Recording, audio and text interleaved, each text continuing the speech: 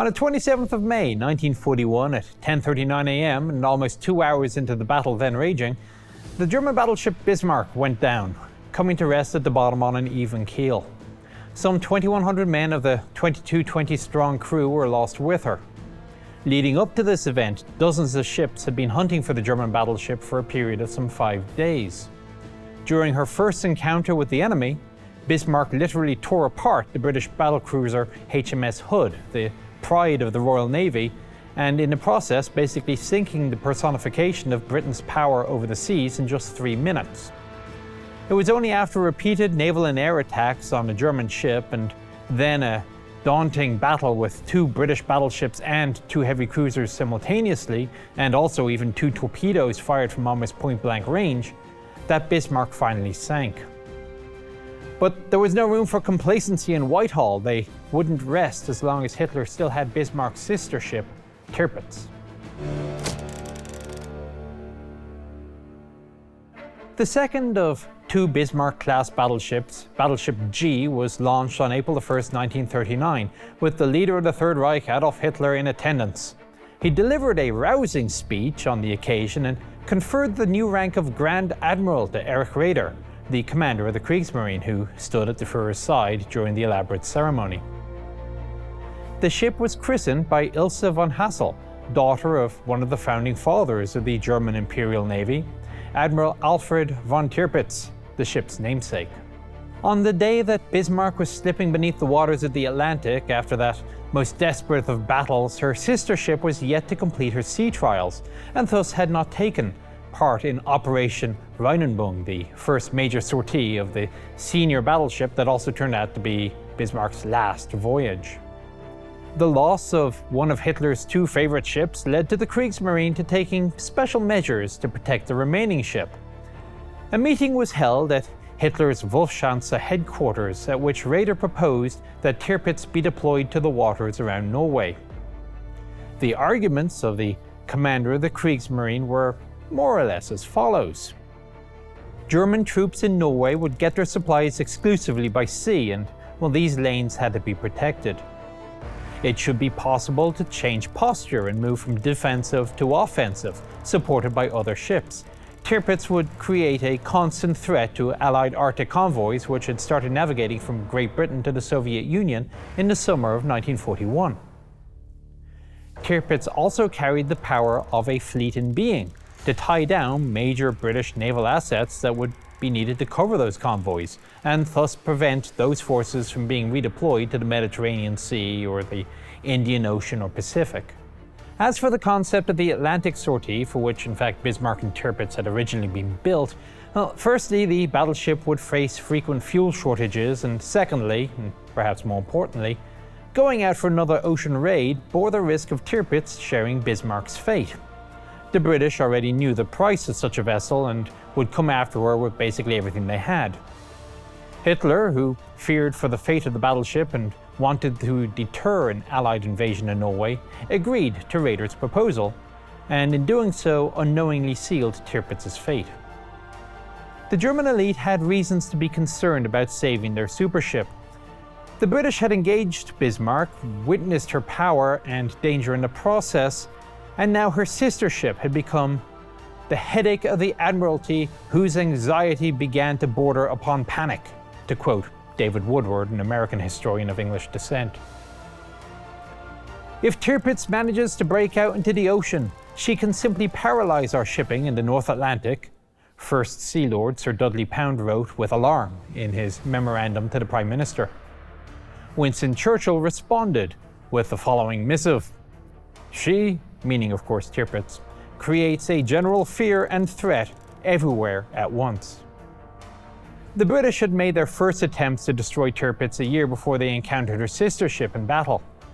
On the night of July 10, 1940, 11 Hampton bombers carrying 2,000-pound bombs headed for the city of Wilhelmshaven to hit the battleship right in the shipyard where the last works were being carried out before she entered service.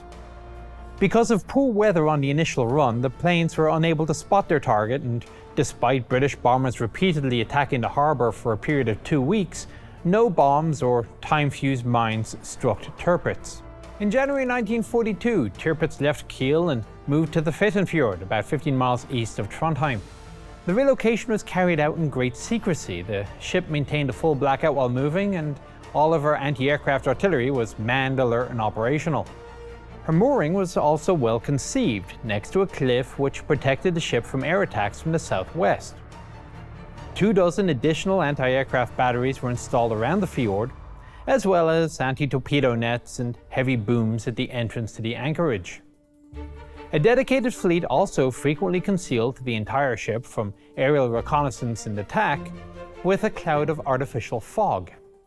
However, British intelligence was firing on all cylinders. On January 16th, Tirpitz anchored near Trondheim, and 6 days later, London already had the information about the whereabouts of the ship. Tirpitz seriously hampered the UK's naval operations. As long as the battleship was lurking in the Norwegian fjords, the British home fleet needed to keep 3 King George V class battleships in home waters. 2 up and ready to fight, and another one in case repairs were required for one of the former. And that's why on January 25th, Churchill sent a rather angry letter to the head of the Chiefs of Staff's committee. The presence of Tirpitz in Trondheim has already been known for 3 days. The greatest single act to revive the balance of power would be the destruction or even crippling of Tirpitz. No other target is comparable to it. And so the British began a hunt which would endure for almost 3 years.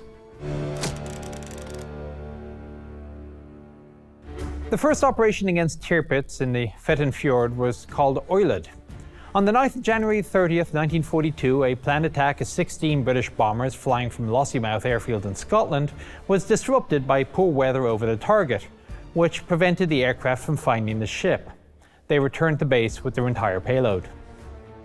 At noon on March 6, Tirpitz, with Hitler's personal permission, went out to attack the homebound convoy QP-8 from Murmansk to Reykjavik, and the outbound convoy PQ-12, which consisted of 16 merchant ships. It was the first operation the German surface fleet performed against the Arctic convoys, and the first sortie of the battleship herself. Tirpitz leaving anchorage did not go unnoticed by the enemy. The Germans' movements were reported by a British submarine that spotted the battleship and a heavy cruiser, which turned out to be Admiral Scheer, at the exit of the Trondheim fjord. A flotilla commanded by Admiral John Tovey went to intercept. Because of the weather being horribly bad at the time, the home fleet missed the German flotilla by about 60 miles. In turn, Tirpitz and her escort of destroyers that was hunting for PQ-12 missed the convoy by the same distance, passing behind it. They had to settle for an old, slow freighter named Azura, which had fallen behind QP-8. Hitler's best battleship had no desire to spend her precious shells on a merchant vessel, so Azura was left to the destroyers, which, however, took an hour and a half to sink the Soviet steamer. The Russians, firing their only gun in return, managed to report the attack via an encrypted message before going down flying their flag. The distress signal from Azura was received by Admiral Tovey, and the British immediately headed out seeking Tirpitz, but without luck. Later, on the night of March 9th, the Admiralty informed Tovey of some Enigma intercepts. Tirpitz was heading south. In the morning, a reconnaissance aircraft discovered the battleship together with the destroyer Friedrich Inn. The ship was heading towards Trondheim at full steam. In turn, Tirpitz also spotted the reconnaissance aircraft and launched 2 Arado AR-196 shipboard reconnaissance aircraft. They also served as fighter cover, and even managed to damage one of the aircraft shadowing the ship. The battleship herself turned abruptly towards the shore, but this maneuver did not escape the vigilant British. 12 Fairey Albacore torpedo bombers flew out to intercept and attract the ship in 3 strike groups. The aircraft gained altitude and took cover in the clouds with the aim of secretly overtaking the battleship and surprising it. However, the ploy failed. When the torpedo bombers caught up with their target, Tirpitz suddenly appeared in a gap in the clouds, and of course line of sight works both ways. The element of surprise was lost, and the torpedo bombers instead rushed to attack. The battleship's anti-aircraft artillery put up dense fire, and Tirpitz successfully evaded the launched torpedoes, with only 3 men being wounded by machine gun fire in the end. Berlin, however, was a little bit disgruntled with the results of Tirpitz's combat debut. Grand Admiral Raeder was blamed for wasting fuel, only to miss the Allied convoy, while the Kriegsmarine commander sent a report to Hitler himself saying, "This operation shows the weakness of our naval forces in the Northern Theatre." Raeder specifically pointed out the lack of effective air support and crucial intelligence. The presence of British aircraft carriers could have spelled the end for Tirpitz. Actually, while the British top brass and sailors were concerned by the Arctic presence of the mighty German battleship, Hitler's headquarters and the seamen of the Kriegsmarine had a bit of an aircraft carrier complex of their own, fears of unexpected air attacks which would later affect all their major surface ship operations. After the conclusion of the attack, Tirpitz made for Vestfjord and from there to Trondheim, arriving to the relatively safe space where she could be shrouded in smoke any time an air raid signal went off. All of these measures, on top of the frequently bad weather which severely limited visibility from the air and the steep cliffs of the fjord, made Hitler's favourite battleship an extremely difficult target. Still, London was not about to give up on their attempts to destroy the ship. British intelligence knew its business. The very next day, after the ship moored, Norwegian resistance transmitted the location to the British Admiralty, which was then confirmed by aerial reconnaissance. The next attack by the RAF took place the night of March 31st. A wing of 32 Halifax bombers attempted another raid, but only one crew could spot the target and dropped one 4,000-pound and four 500-pound bombs. They hit the cliffs with no damage to Tirpitz. The German anti-aircraft gunners shot down 5 bombers in return. Almost a month later, a second raid followed, and then a third, all to no avail. Within a month, the RAF lost 12 out of 107 deployed bombers, only to scatter some chipped rock on the battleship's upper deck. After these failures, Bomber Command would abandon new raids on Tirpitz for 2.5 years. Meanwhile, the Allied convoys were reaching the Soviet Union via the Northern Sea route with admirable frequency, which Hitler less than appreciated. At the beginning of summer, German command finalized Operation Knight's Move, which involved landing a crushing blow on the convoy lanes. The Allies were to witness the might of Germany at sea in the area. On 27 June 1942, the PQ-17 convoy left the port of Reykjavik. 3 days later, it was spotted by a German U-255 submarine, and thus began the German operation which would become one of the great tragedies of World War II. On July the 2nd, Tirpitz, heavy cruiser Admiral Hipper, and 6 destroyers sortied from Trondheim and headed north to intercept the convoy. On July the 4th, the British Admiralty, having learned of the disappearance of Tirpitz from Trondheim, convened a meeting at the Admiralty, chaired by the First Sea Lord, Dudley Pound. After receiving intelligence of a gathering of heavy German ships, they concluded that the next day Tirpitz would surely hit the convoy, and that the escort cruisers would not be able to put up a decent fight against a German ship. Thus, Lord Pound almost single-handedly made a decision that translated into the order for the convoy and the escort ships to disperse. The cruiser squadron was to withdraw to the west at full speed, while the convoy should seek to reach Russian ports on their own. Shortly after, Tirpitz and her escorts left Norway and were on the way to the rendezvous with the 2nd Task Force. The Soviet submarine K-21, under Captain Lunin, fired torpedoes at the ship, all of which missed. The Soviets, however, did report the coordinates of the engagement. The next day, a spot rep came courtesy of a Soviet IL-4, which also sent out a radiogram. German radio services, both on shore and aboard the squadron, intercepted and deciphered these messages. Aware that they had been detected, the Germans panicked and aborted the operation. The battleship was sent back to the base in Norway, but PQ-17 was doomed regardless. The German commanders turned over the attack to U-boats and the Luftwaffe, which picked off the defenseless cargo ships. Of the 36 transports, 23 were sunk, and only 11 reached Soviet shores.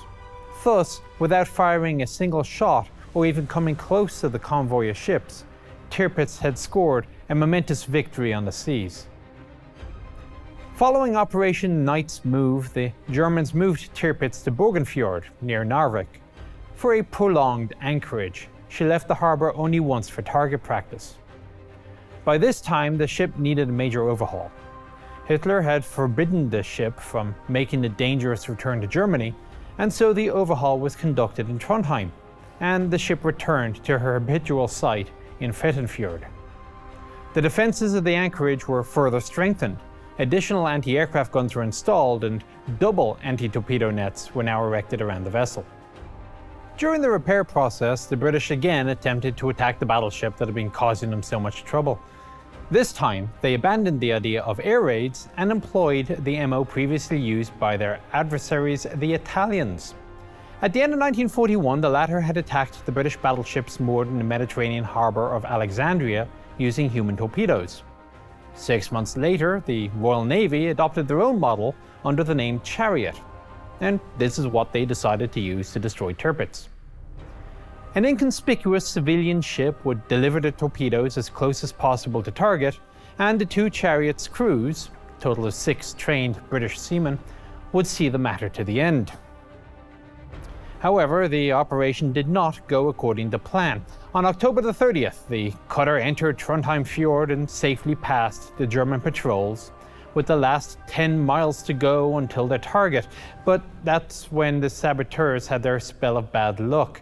Before they could be launched, rough seas caused the human torpedoes to break away from the fishing vessel that was being used to tow them. The next day, the ship was scuttled and the saboteurs left for Sweden. The overhaul was completed at the start of 1943, but the earlier actions of Tirpitz and her escorting destroyers in March had used up huge amounts of fuel oil, which greatly reduced the available supply. It took the Germans 3 months to replenish it. The two battleships, Tirpitz and Scharnhorst, escorted by 10 destroyers, left port on the 6th of September to attack the island of Spitsbergen. During the bombardment, Tirpitz fired 52 main gun shells and 82 rounds from her 15-centimeter secondaries. This was the first and only time that the ship fired her main battery at an enemy surface target. An assault force destroyed the shore installations and took prisoners. London, however, was not about to cease their attempts to remove Tirpitz from play. Following repeated, ineffectual bombing attacks and the failed Chariot attack in October 1942, the British turned to the newly designed X-craft midget submarines. The planned attack, Operation Source, included 6 of the midgets, each 16 meters long and towed by large submarines to their destinations, where they could then slip under the anti-torpedo nets to each drop 2 powerful 2-ton mines on the seabed under the bottom of the target German ships. 3 of the vessels had gifts for Tirpitz. Now remember that the defence of Altenfjord, where now Tirpitz was traditionally moored, was a very dense one. The approaches were covered with minefields, the fjord was enveloped in anti-submarine nets, and there was a patrolling submarine hunter. The battleship herself was covered with a second line of defence, a double anti-torpedo net, and auxiliary netting going as deep as 36 meters. Coastal batteries and sonar stations on nearby islands completed the picture.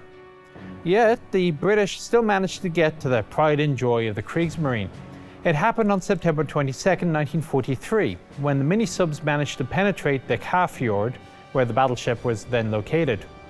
The first midget came up to Tirpitz from the shore, but stumbled upon a massive underwater obstacle and had to surface. The submarine was spotted, but fortunately for the British, was somehow mistaken for a seal. The midget went underwater again and moved alongside the ship. When the commander decided to check his position using the periscope, the boat emerged again and was detected only a few dozen meters from the hull of the ship. The alarm went off on Tirpitz, but the midget quickly entered the blind spot for the battleship's close defences, ducked under her keel, and laid charges, setting the fuse delay to 1 hour. Sailors aboard the battleship opened machine gun fire and started throwing grenades into the water. The British knew that they would not leave the fjord, so they destroyed all of their documents and brought the boat up. A motorboat approached the boat and took the crew off, after which the midget quickly sank.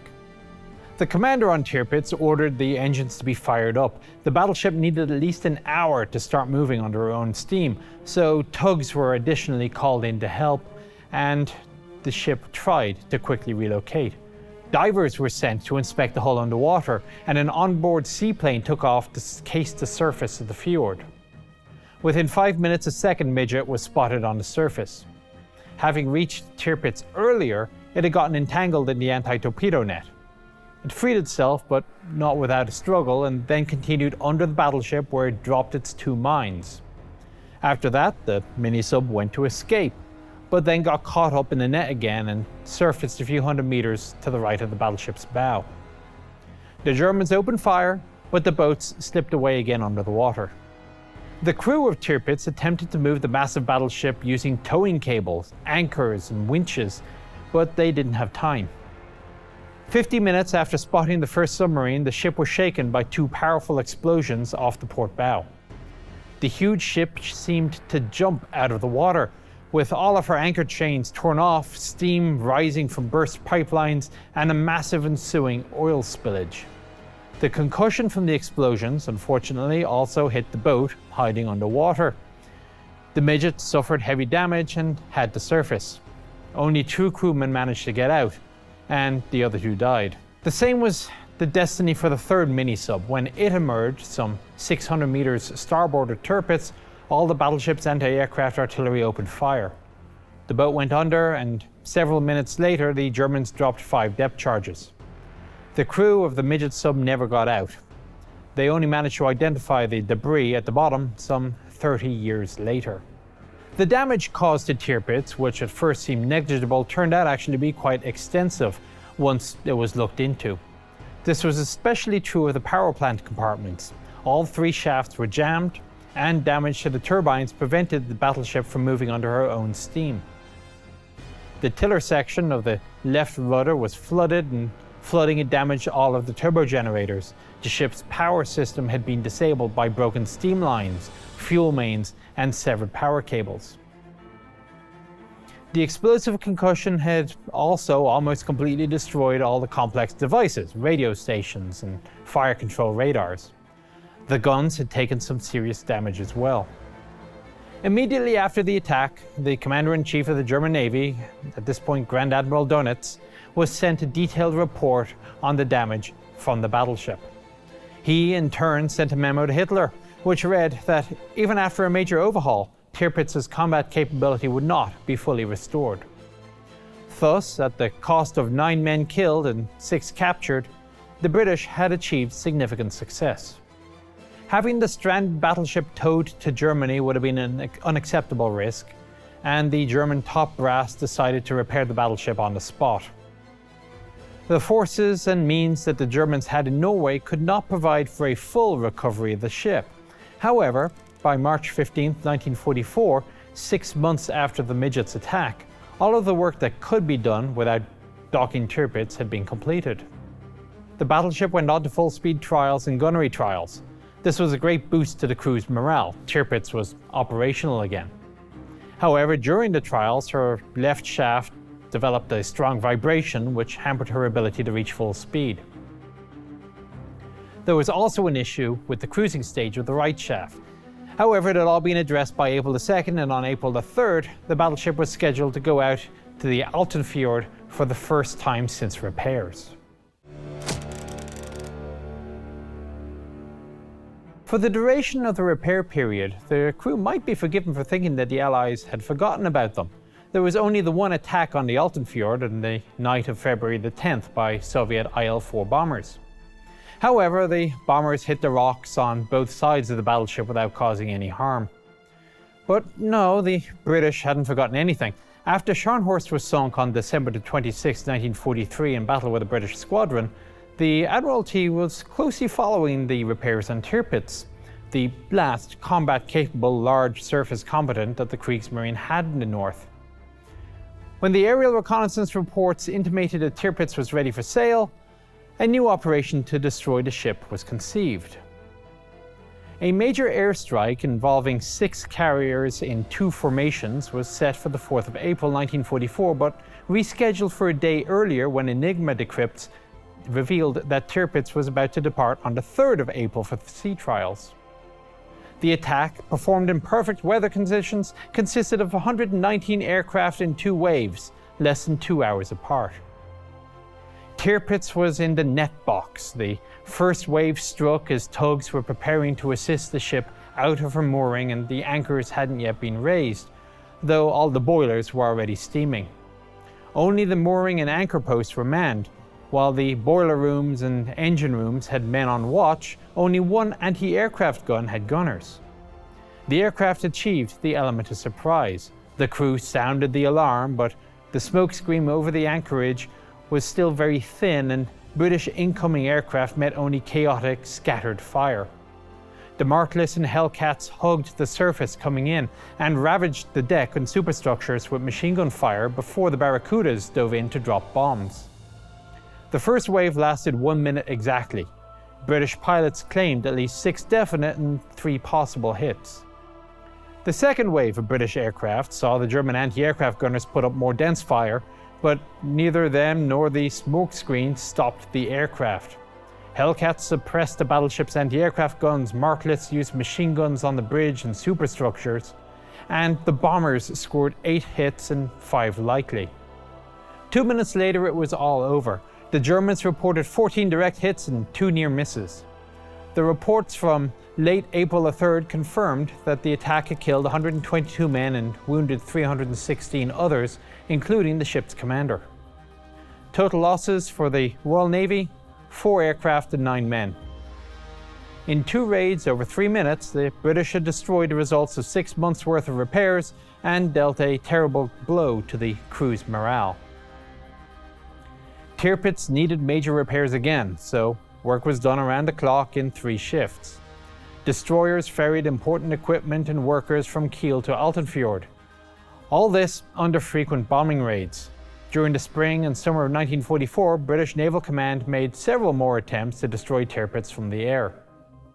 In the early autumn of 1944, the task of destroying Tirpitz using aircraft was again given to RAF Bomber Command.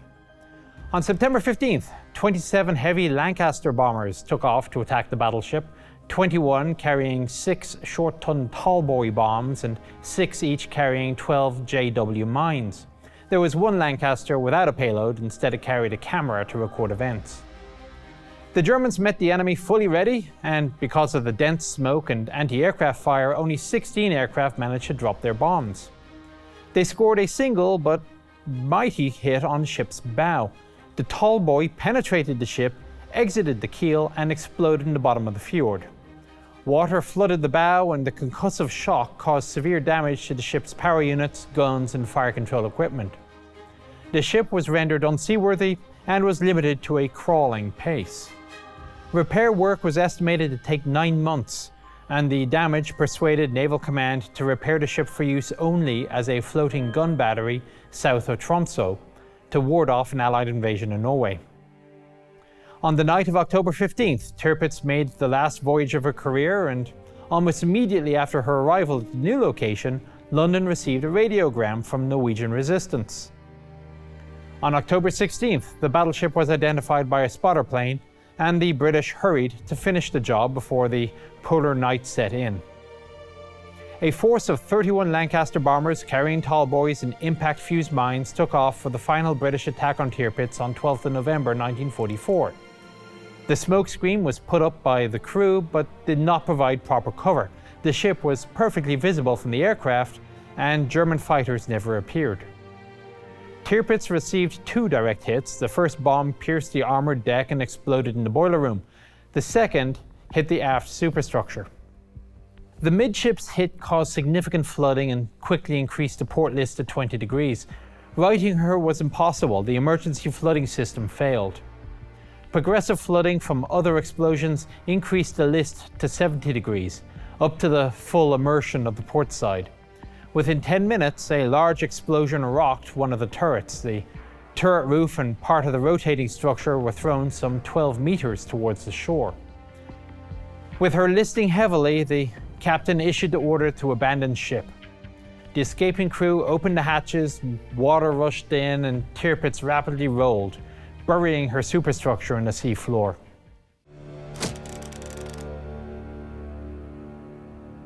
Thus ended the history of the largest ship of the German Navy, which single-handedly, by her mere presence in Northern Norway, tied down major Allied naval assets and served as a constant threat to Allied Arctic convoys. There is an irony here. During the First World War, Admiral Alfred Peter Friedrich von Tirpitz took Germany out into the high seas, whilst the ship of his name spent almost its entire war hiding from the enemy in the coastal fjords of a foreign country, where eventually she'd meet her demise.